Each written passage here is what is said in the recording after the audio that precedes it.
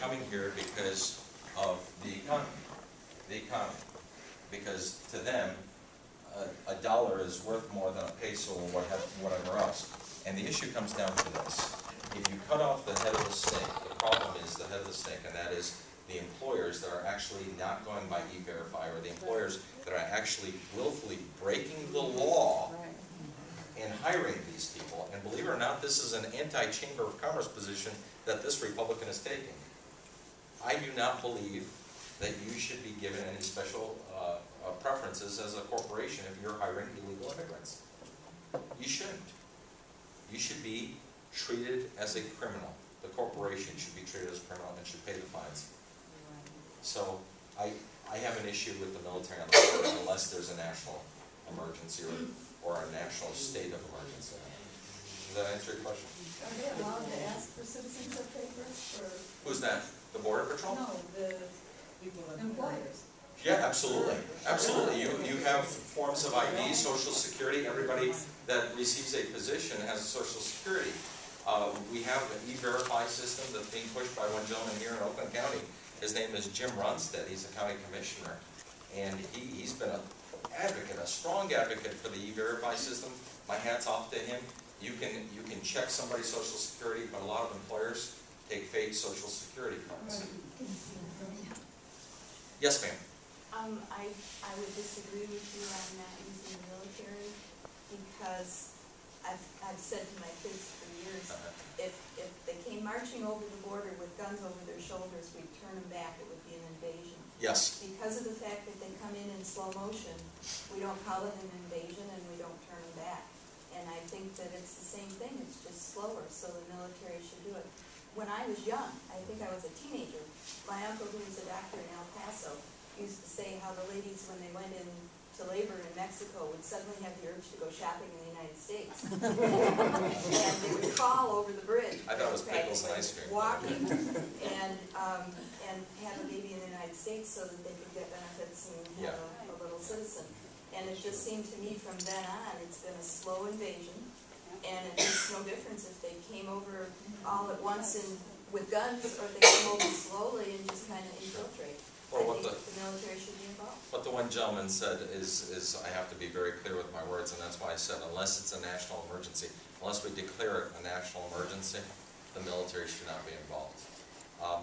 Using the National Guard I have no problem with. But again, please realize that the military is not trained for border enforcement. We're trained, and I hate to say this, but we're trained to kill people and break things. We're trained to fight wars. We're trained, our engineers can build walls. The military's engineers, the combat engineers, and the engineer forces and the Army Engineer Corps can build a wall. And we can build fences and walls and so forth. And that, absolutely. Those types of things, absolutely. But as far as walking the line of our border, we would really require a national emergency, or our Congress and our President to say, this is something that, our President would have to say, this is something that we need to do, and this is a national emergency. But we have Border Patrol that's currently should be beefed up and doing that because they know how to do it. They know all the areas. And furthermore, that would be their job. Would you set up a separate brigade that would be marching, knowing the military, and 24 years in the military, would you set up a separate brigade specifically for border enforcement? And military police, maybe? I guess we do have one that's called Customs People. And that's exactly, and that's a paramilitary organization. The Border Patrol, Customs, Immigration, and Naturalization, that's a paramilitary organization. And those are the people that have been found to be the ones that should be enforcing our borders. But like this gentleman said, they're underfunded and understaffed. And we need to get serious about closing down our borders. But if the Coast Guard is a branch of the military, shouldn't they be also?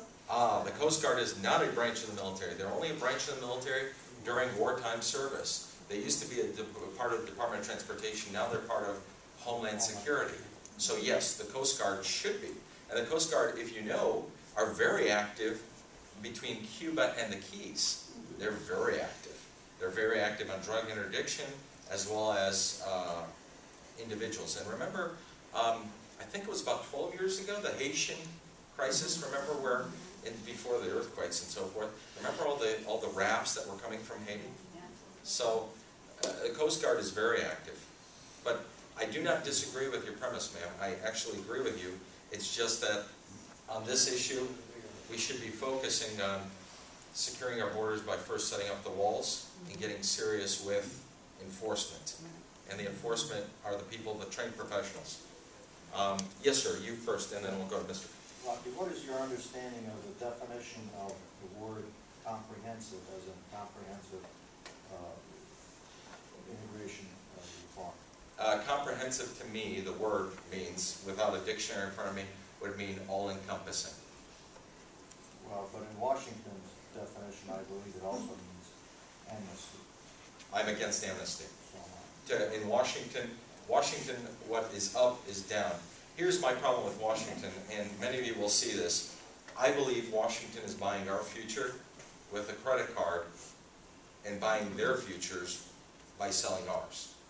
And I expect you to seriously knock on my door and tell me you will vote me out, you will do whatever it takes if I let you down.